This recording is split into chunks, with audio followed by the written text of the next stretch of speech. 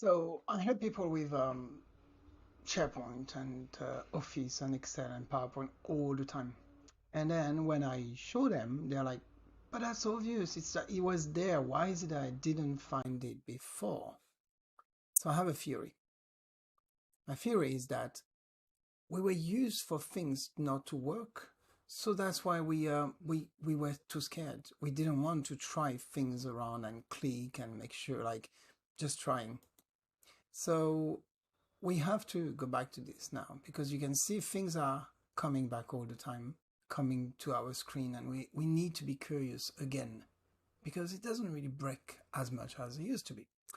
So for instance, here we have new, we can do list, document, library, page, and then there's things like coming up now called spaces. So that's new concept that we need to play with to understand.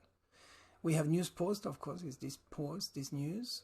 But let's have a look at list, just list for now. So one of the really good advancements on SharePoint in the past few years or even just month is to have a list that we can have colors and sorting and all that super easy. So we need to go and investigate ourselves. We need to go on the top of the list and say, oh, what happened if I click here? Oh, can I group it by participant?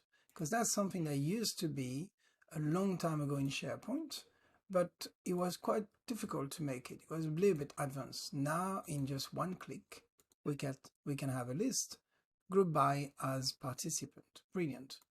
Let's go back to this list. If I click here, oh, I'm losing my participant.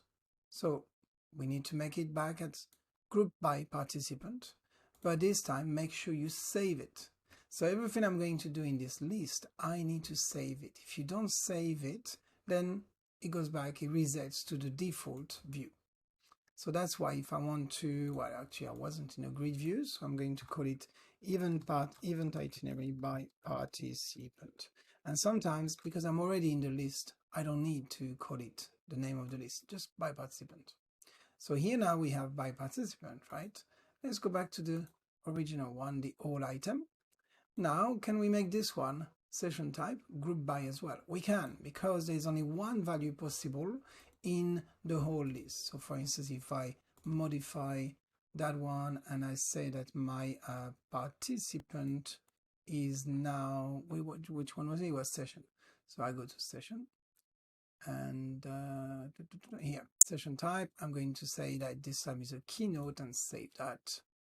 Now we can see that we have two, let's reduce everything. We have two session type group by. So that's quite nice to see things. There's 12 in workshop and one in keynote. Again, remember to save it. So now we're going to do a new view, save view as, and this time is by type. Here we go. And then we just save it. And again, we're going back to our main list.